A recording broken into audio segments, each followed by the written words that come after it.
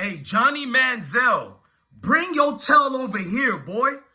I didn't forget what you said about Shedeur. See, there were other breaking news that's better than a has-been like you, Johnny Manzel. You've never been the man. You were a scrub quarterback who a certain class and demographic of people loved everything you did. What was hypocritical about the group of people who loved you, the same said so people would talk about the likes of Justin Fields and Lamar Jackson and denigrate them and call them these dual threats quarterbacks who can't play in the NFL. But everybody tried to make you the best thing since sliced bread for what we've been doing for years. I'm not trying to make this a race thing. You did, Johnny. See, you're a little bitch, Johnny Manzel. If y'all don't know what I'm talking about, Johnny Manzel, first of all, 2 weeks ago, he criticized Shedeur. And then 5 days ago, he went to Outkick to stand on business and still talk crap about Shedeur. I let him go 2 weeks ago, two and a half weeks ago. I said nothing. I mind my business. It's Johnny Manzel. He's trash. We don't have to get mad over it. But he goes to Outkick with Travis Clay, who's a flat out guy who doesn't like melanated people. Travis Clay doesn't like us so bad that even Jason Whitlock, who was partners with Travis, had to leave his platform. That's how far left Travis Clay is. He knows, see, Travis Clay, and let me let you know a little bit more about Jason Whitlock. It was deeper than that. Travis Clay tried to turn into a hood dude and finesse Jason Whitlock out of his money. He tricked Jason Whitlock basically, and it came down to money. And Jason Whitlock left and went to the Blaze, and he got his own little thing doing over there. It is what it is. But Travis Clay had Johnny Manzel come on the platform, a platform that's known to denigrate black people at all costs. Travis Clay doesn't say anything good about melanated people. I've been subscribed to Travis Clay for 3 years, so I'm not trying to hear any of y'all opinions. I'm not a hater of Travis Clay. One reason I watch his platform, well, used to, since Jason left, I haven't watched Travis Clay platform in almost 2 years now, but I used to watch it relentlessly because the man does get on topics conservatively that I agree with. Y'all know I'm a conservative. I agree with a lot of the values, but the problem is Travis has never said anything great about us. He goes out of his way to talk negative about us because Travis understands that there's money in talking down on people who look like us. In fact, if you're a Jason Whitlock, you'll make even more money than a Travis Clay because it's a cliche, a conundrum. You look like this and you talk down on this right here. But let's fast forward. Johnny Manzel, here's the real reason why you're bitching about Shedeur talking about his offensive linemen. First of all, I'm about to make a video about you. I'm going to show the world how much times you talk negative about your offensive linemen. In high school, boy, we got it. I'm just letting people know I'm the receipt king when it comes to this football stuff. Hey, Johnny, I'm better than ESPN. I put that on my kids. I destroyed all your weak pundits over there. You know, the same ones who didn't really like you, but then jumped on your bandwagon. But we're going to that later. Johnny, work with me right quick. You don't care about what he did with offensive linemen because you did that in the NFL level. Yeah, you used them as a scapegoat, and you did that in College Station when you played for Texas A&M. Let's never forget that, bro. I'm going to embarrass you this week coming up, but let's stick to this right here. You're jealous because there was a poll that was done. I looked at everything, boy. Before you made these statements about Shedeur going off on his offensive line, which he didn't really go off on them, Shedeur always takes accountability. He said the truth about a situation that was asked of him. But if he lied about it, you would have been the same bitch boy who would have had something negative to say. He should have stood on it, and that's not what a leader does. You were waiting for your moment, boy. You know why you were waiting for your moment, boy? Boy, you seen a poll they did for Shedeur saying, is Shedeur more notable than a Johnny Manzel? Even ESPN did that poll. Fox Sports did the same poll. It was going everywhere through X, which formerly known as Twitter. And I seen you responded to 3 of them, weak boy. It made you feel some type of way to see Shedeur flashing that in people's faces, and you always wanted to be that. A rich little suburb boy who wanted to be a little hood dude so bad, as if we want to be in the hood, as if we want to be a minstrel show. Like, nah, bro, it's just the way of life we live. And you tried to mock it. And how you call it? Like when these people, like, it's like Elvis Presley. We know he stole everything from folks, and now you get to see it coming out. In the last 3 weeks, You've seen a woman he stole the Hound Dog song from, and she sung it way better than Elvis. You've seen another dude who coined a lot of Elvis other songs and literally wrote for Elvis, and they took his song and gave credit to Elvis and didn't pay him nothing but $200.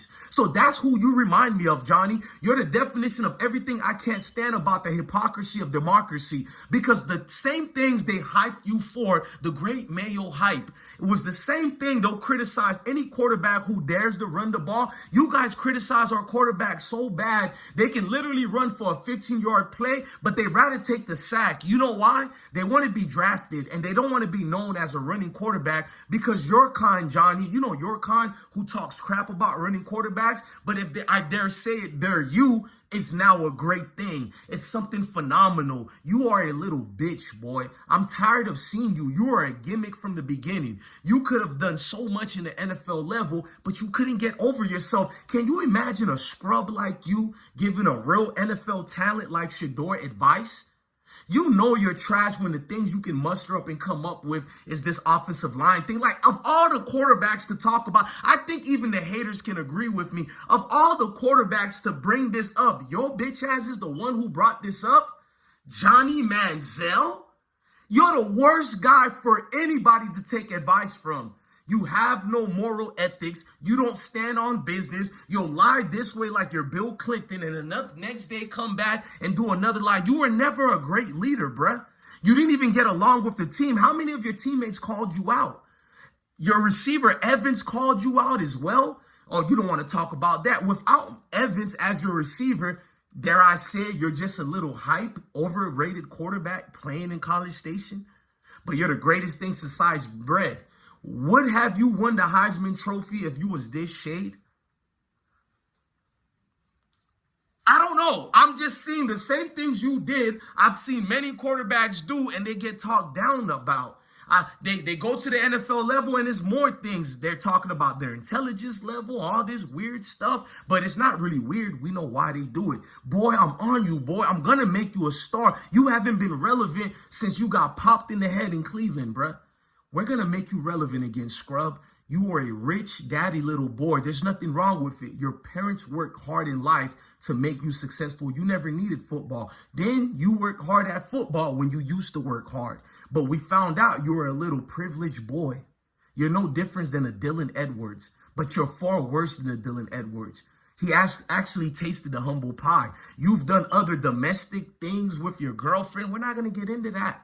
Oh, I'm going to make you a celebrity. A bitch nigga like you with a resume. The fact that Outkick and the media picked up on the story concerning Johnny Manzel, the fact that they're comfortable with bringing up your name as someone who can speak on a Shedeur lets me know guys like you will always be privileged. They'll always look over and look out for you while worrying about us. If Shedeur didn't wipe his lips off the water fountain, breaking news, Shedeur doesn't wipe his lips, and here comes more bitches like Manzel. Oh, he's not a great leader, man.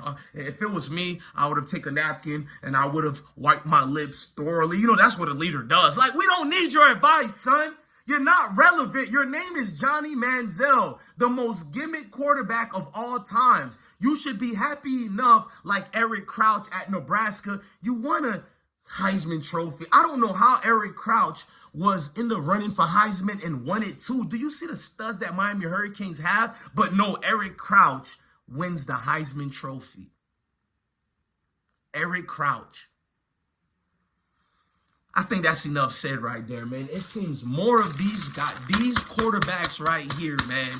This kind, not the black and white one, but these gimmick quarterbacks such as the Johnny Manziel, the nerve. You tried to hate on Shedeur and stop his rise. I think it's been proven today who's the #1 quarterback for the last 2 years in the Power 5 in college football. We knew he was a first-round pick when he was at Jackson State. We knew he was going to be a top quarterback when he was going to go to Florida Atlantic University before his dad took the job at Jackson State. We knew this about Shedeur already. When he has many high school videos on Overtime Elite, we've seen what he done. We've seen the highlights with him being mentored by his mentor, you know, Tom Brady, because it's Brady time.